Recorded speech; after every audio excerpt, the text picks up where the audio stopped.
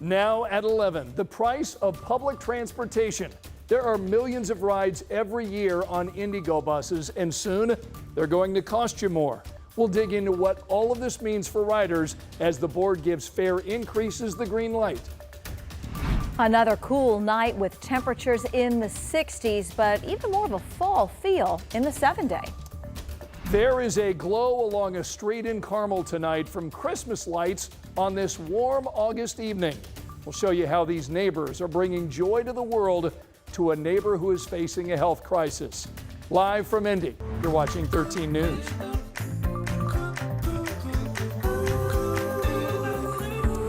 Thanks for inviting us in. It's now 11 o'clock, and we want to begin this evening with a price increase for people who ride Indigo buses. Tonight, the board approved a plan to raise fares starting in 2026, and that's not the only change on the horizon. Alex Almanza breaks it all down. $1.75, that's how much it costs to ride the bus right now. May not seem like a lot, but starting in 2026, you're going to end up paying $1 more. And you multiply it by hundreds of rides a year, and riders say it adds up quick. The resolution includes an amendment delaying fare increases for paratransit services known as Indigo Access until July of next year. We know it's hard. We've been struggling with it as staff. All spoke to many customers and riders. Most people, interestingly, understood why we were having to do that. Indigo says the hike is necessary because of rising costs for fuel and operations. But changes won't stop at just higher fares. The agency is also phasing out its physical 10-trip passes, 31-day passes, S-passes, and summer youth passes. But we're ready and we're willing to make it work. It's not just us, and so we know that. So it is the world that we're in. Right now it costs $1.75 to ride, but starting in 2026, that jumps to $2.75. And if you're paying with MyKey, you'll still see daily and weekly caps go up too. Riders say while they understand the need, some wish it was implemented more slowly. Increase it slowly over time, and I think putting people in that position where all of a sudden it's going to jump up to $2 or $2.75 from $1.75 is a lot to handle all at once. Others think the rate hike should include expanded services. We're going to raise the service, especially a person who works at the airport. Y'all need to run these buses longer like they do in Chicago. Now, these new fares will take effect in January of 2026. Additionally, Indigo is going to hold multiple sessions for community members to ask questions and get educated on the new prices. On the Purple Line, Alex Almanza, 13 News.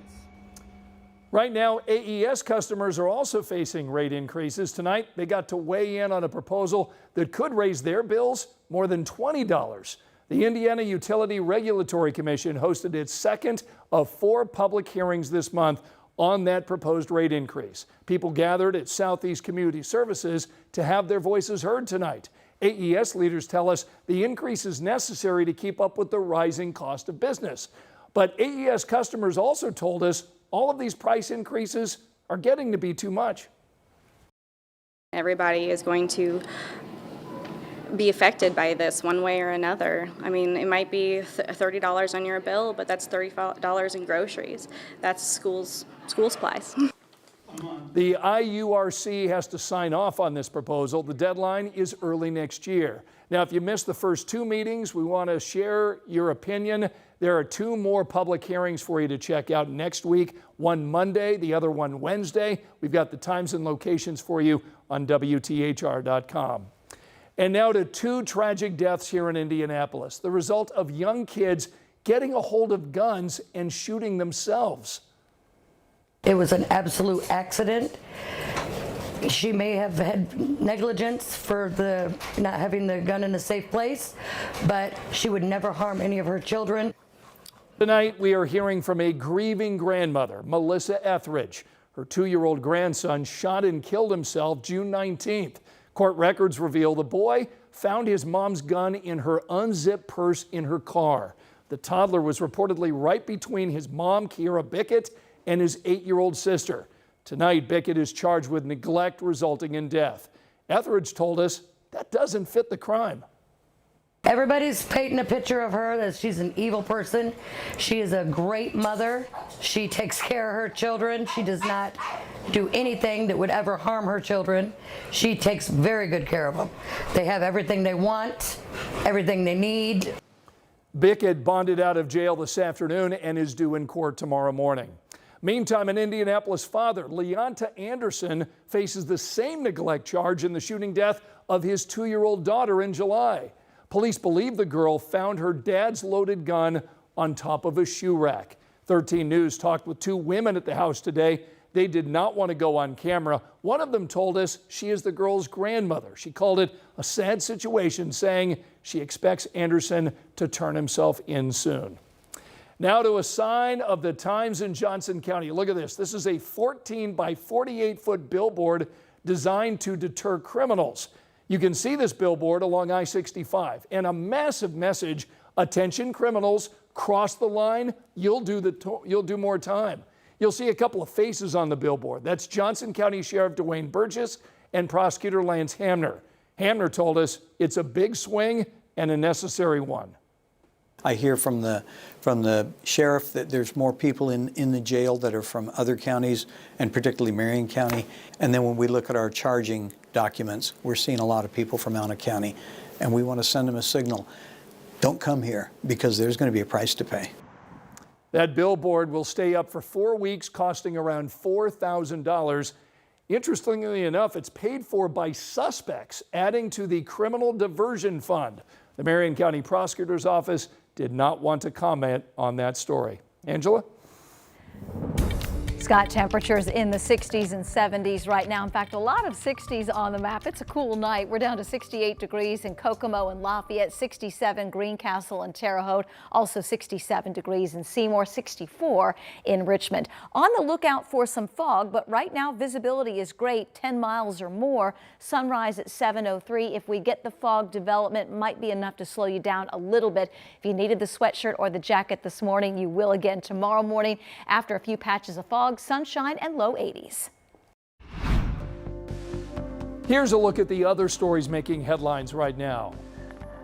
An Indianapolis woman was just convicted in a Broad Ripple triple shooting. Police say Kara Hines shot 4 people in June of 2023. One of them survived. Her attorneys argue self-defense, but prosecutors said that was not the case. Hines' sentencing is set for September 12th. A man currently serving time for murder will now serve additional years for a firearm violation. Troy Briscoe is now in prison tonight for killing a 30-year-old woman in 2023. The new 6-year sentence stems from a separate conviction in July. Next month, a judge will sentence a former bail bondsman just found guilty of human trafficking. A jury convicted 57-year-old Anthony Stout on 13 counts. Prosecutors say he coerced several women to perform sex acts in exchange for bonds. His sentencing is now scheduled for next month. The Indiana National Guard tonight is partnering with the Kingdom of Saudi Arabia. It's all part of the state partnership program with a goal of developing military interoperability. It also includes the Oklahoma National Guard. And restrictions are now in place tonight at Madison Avenue and County Line Road, where Indianapolis meets Greenwood. Crews are working on resurfacing, adding new curbs, and extending a left turn lane. They warn drivers of potential lane shifts during this construction project. Work is expected to wrap up in October. Remember, you can find all of our latest local stories anytime on our 13 News app. And now to a nationwide fight that has been waging for years: health care access, reproductive rights, and abortion laws.